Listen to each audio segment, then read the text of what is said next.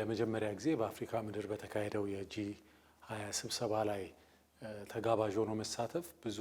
ጠቀሜታ ያለው ለሀገርም ትልቅ ፋይዳ ያለው ነገር ነው።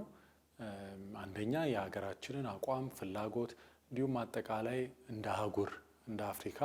መነሳት ያለባቸውን አጀንዳዎች ለማንሳት ጥሩ እድል የሚሰጥ ነው። በተጨማሪም በጎን ለጎን ደግሞ የሁለትዮሽ መድረኮችን ለማድረግ በአንድ ጊዜ በአጭር ጊዜ ብዙ ሀገራትን ብዙ የዓለም አቀፍ ተቋማትን አግኝቶ የሀሳብ ልውውጥ ለማድረግ ትብብርን፣ ግንኙነትን ለማጠናከር ጥሩ እድል ነው። ኢኮኖሚ ስርዓቱ ፍትሃዊ እንዲሆንና የሁሉንም እድገት የሚያሳልጥ እንዲሆን ይህንን ደግሞ እንደ ቸሮታ የሚደረግ ነገር ሳይሆን በአፍሪካ ውስጥ ትልቅ አቅም እንዳለ የኢትዮጵያን ምሳሌና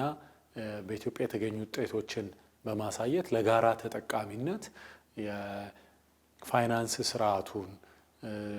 የአፍሪካ ሀገራትን ሚና እንዴት ማጉላት እንደሚያስፈልግ እንዴት ማሻሻል እንደሚያስፈልግ እሱን በተመለከተ አቋማችንን ለማሰማት ችለናል። በተጨማሪም ደግሞ በአካባቢ ጥበቃ የአየር ንብረት ለውጥ ላይ ኢትዮጵያ የምትሰራውን ስራ በተመሳሳይ መልኩ በመተባበር የአፍሪካ ሀገራት ሌሎችም ከአህጉራችን ውጭ ያሉ ዓለም አቀፍ ተቋማትና አገሮች ተባብረው ቢሰሩ እንዴት ሁላችንንም ሊያግዝ ሊጠቅም የሚችል እንደሆነ ያንን አጉልተው አሳይተዋልና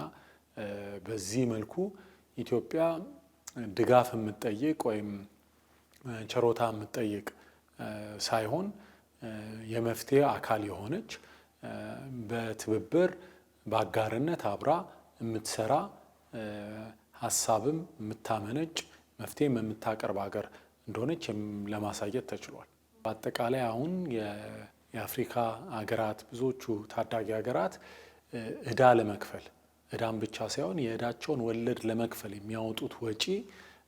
ልማት እንዳይሰሩ የልማት እንቅስቃሴያቸውን እንዳያደርጉ በጣም ያገደ እንደሆነ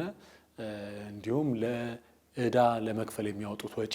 ለጤና ወይም ለትምህርት ከሚያወጡት ወጪ በላይ የሆነ እንደሆነ ይሄ ደግሞ እድገትን እየገታ እንደሆነ በማሳየት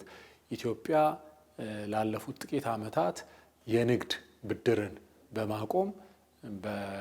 በውስጥ አቅም የአጠቃላይ የኢኮኖሚ አቋማችንን የተሻለ ለማድረግ የሄደችበትን ርቀት በማሳየት ይሄ ግን እንቅስቃሴ በሁሉም ሊደገፍ እንደሚገባ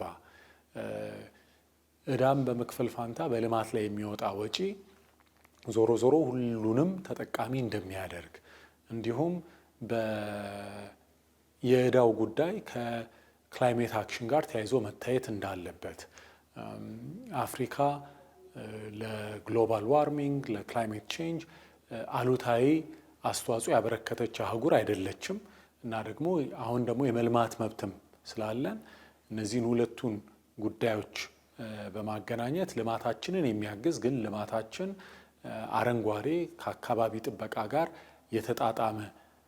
እንዲሆን ማድረግ እንደሚገባ ይህንንም ለማሳየት ተችሏል።